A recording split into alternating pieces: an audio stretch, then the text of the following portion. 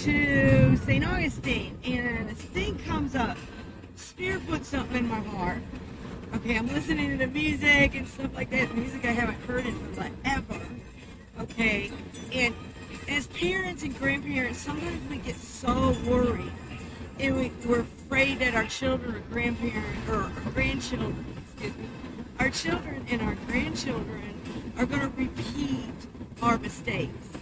Okay, and in turn of doing so, we're so worried about that when we're around them or we're talking to them on the phone, we're so busy trying to tell them what to do instead of just simply listening to them.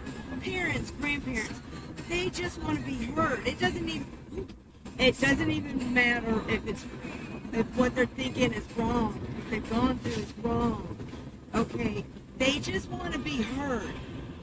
Okay, and by listening to them first, okay, and literally having faith that God and that you have already done your job well training them, then that is where you realize that you have faith in God and the kids are protected. Okay, and we listen to them. Listening to them and just listening to them, they will trust you, and they'll know that they can come to you no matter what they've gone through, no matter what they're thinking or what their beliefs are, embrace their beliefs as childlike, even ourselves. I know I'm trying to break myself with it. I know. You know. But I know a lot of you understand that worry that you don't have no control at all when they're going through similarities that you've gone through. Okay, and then we go through a panic because we relive what we went through then when we see and feel our children's emotions or what they're going through in life. You start seeing that recall, okay, and too often we get in a panic, and we're not sufficient to anybody when we are in a panic. So, breathe, have faith, speak the faithful prayer over everybody, okay, and have faith that you also did what you needed to do to raise your children. Have faith in that, and they will. They'll be quicker than us. They will not be in a trap. Just stand up, rise up, and just listen to them.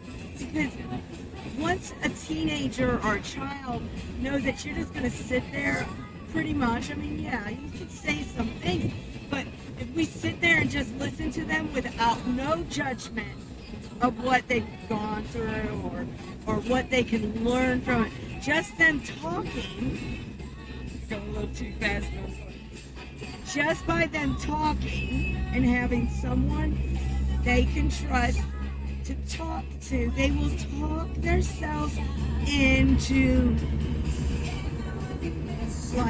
they'll talk themselves into revival, they'll talk themselves into salvation, they'll talk themselves into the right thing to do, okay, or their beliefs.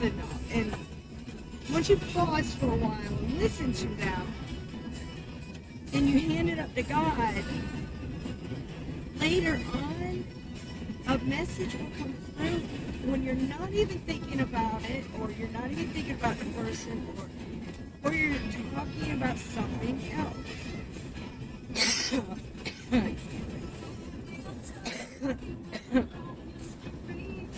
So once you find a teenager that, oh my God, these teenagers that God has put in front of me, they just want to be heard.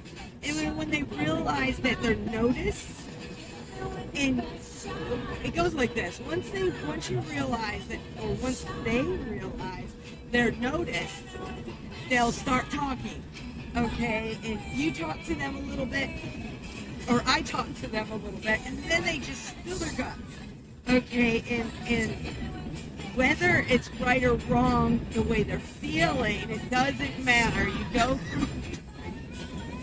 go from non-judgment, and then you pray for them, and then they come to you for counsel because you are in the Spirit, because you are working God's great plan, you know. So anyway, stop, have patience, listen, and enjoy and embrace the youth that just wants to be heard. Seriously, I'm in Citrus County, and that's all it is with these teenagers. They just want to be heard. And once they're heard, there's all kinds of healing that begins to happen. Even for, they'll talk about their grandparents or their parents. They'll say stuff. They're an open book. So anyway, God bless you guys so much. I just want to jump in here real quick, which ain't real quick for me. Real quick is 5-10 minutes. But anyway, God bless you so much. Stay safe out there.